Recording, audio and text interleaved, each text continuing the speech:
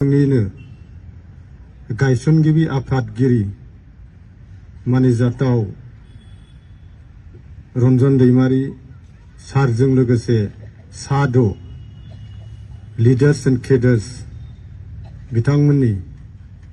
गाबोन हियारिं जागोन। हेल' नोंथांमोनखौहाय आंनि भिडिअ'आव बयखौबो बरायहरनाय थाबाय। दा आङो आंनि पार्सनेल खामानियाव बिराद प्रब्लेम जानायखाय बिजि जानायखाय दा आं भिडिअ'खौ नोंथांमोननि सिगाङाव थाबैनो लाबोनो हायाखै। दा नोंथांमोननि सिगाङाव जे गाबोन जानो गोनां हियारिं बेल हियारिं रन्जन दैमारी सारनि NDP-नि गायसनगिरि आफादगिरि डिआर नाब्ला बिथांनि जे बेल हियारिं बे जे पजिटिभआव फैगोन बेखौ लानानै जे मोनसे ममबाति सावनाय केन्डेल लाइट बे भिडिअ'नि गेजेरजों नोंथांमोना नुनो थांगासिनो दङ। दा नोंथांमोना बे भिडिअ'नि गेजेरजों दा जोंनिनो XNDP-नि दैदेनगिरिफोर आरो रायजो राजा बिथांमोना जयैनो लोगो नांनानै जे गाबोननि जानो गोनां मोनसे रन्जन दैमारी सारनि बेल हियारिं बे पजिटिभआव फैगोन बेखौ आसा खालामनानै जे बिथाङा जे उदां अख्राङाव फैगोनखौ हास्थायनानै जे इसोरनाव जे आर'ज गाबदों। दा नोंथांमोनाहाय बे भिडिअ'नि गेजेरजों ममबाति सावनानै जे बिथांखौहाय जे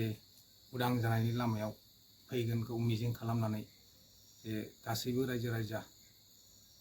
बिथांमोनहाय जे ममबाति सावदों। Prayer and peace candle lighting हाबाफारि लानायनि गुबै थांखियानो जाहैबाय जोंहा गाबोन थामहिनबा 29 नभेम्बरावहाय सुप्रिम कर्टआवहाय मोनसे हियारिं जानो थांगासिनो दं।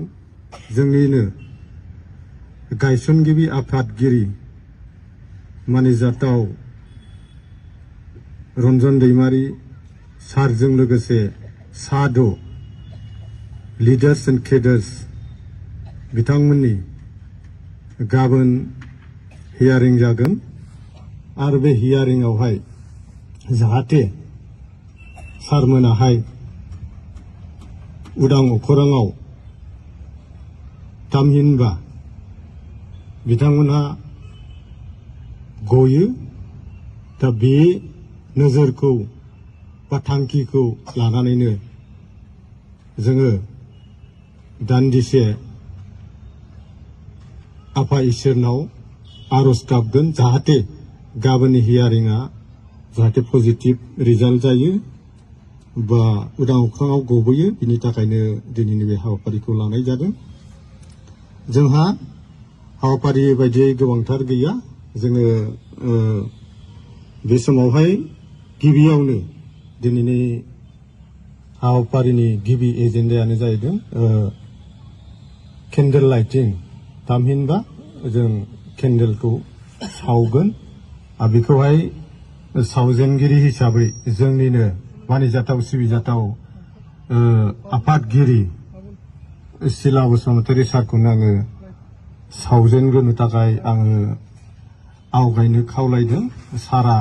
बे गेजेरनि गोजा केन्डेलखौ सावग्रोगोन आरो थिग बेबायदिनो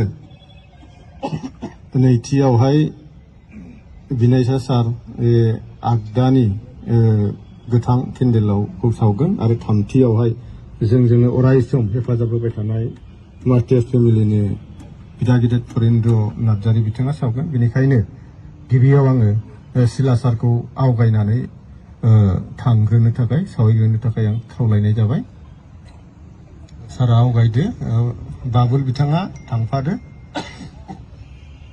केन्डेलखौ सावहैग्रोदो आरो नैथियाव थांदो बिनायसा सार आरो थामथियावहाय फरेन्द्र बिदा गिदिर ओरै थांदो। सावनाय लोगो लोगो बयबो आफा फबनानै हो।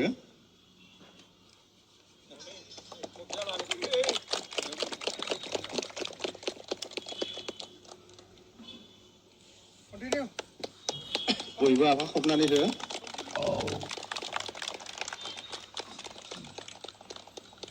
गोजोननाय थाबाय।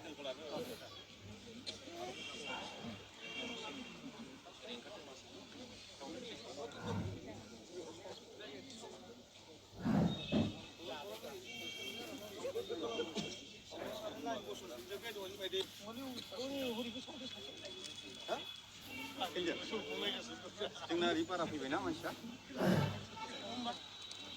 योगा मोजां लानो हायो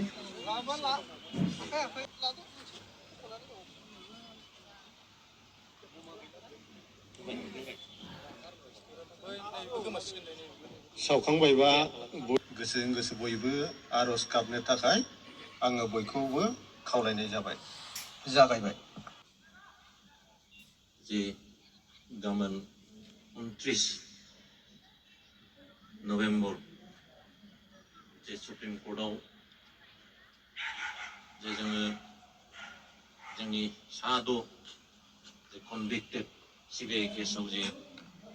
जोबजानानै थानाय जे बिथांमोननि बेल हियारिं दङ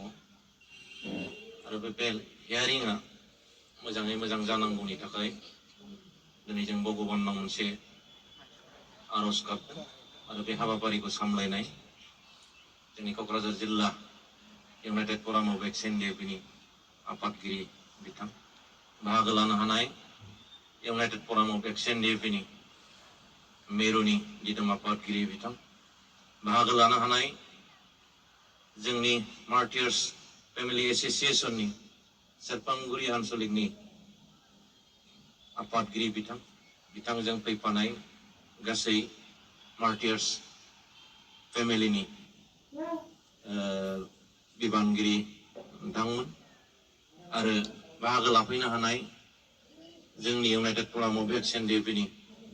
जिल्लानि दैदेनगिरि आरो साब डिभिजननि दैदेनगिरि लोगो नोंथांमोन गिबियावनो आं गासैखौबो बरायनानै लाग्रोबाय आरो मोनाबिलिनि बयनिसिमबो गाहाम हामलायनायखौ आङो जासिहरग्रोबाय जे दिनैनि जे गोथार जे मोनसे हाबाफारि बे हाबाफारिया निस्सय आनान गसाइया जोंखौ अनहरगोन आंहा बेखौ मोनसे मिजिंथिनाय दं मानो होनोब्ला दिनै इउनाइटेड फराम अफ एक्स एनडिएफआ बे बोसोरनै जे जालांबाय जोंनि खामानि मावनाया गासै जोंनि जे जेंनाफोरनि सायाव इउनाइटेड फराम अफ एक्स एनडिएफआ दिनै नारा नाथा खामानि मावदों आरो बेवहाय बेसिकेलि जोङो जोंनि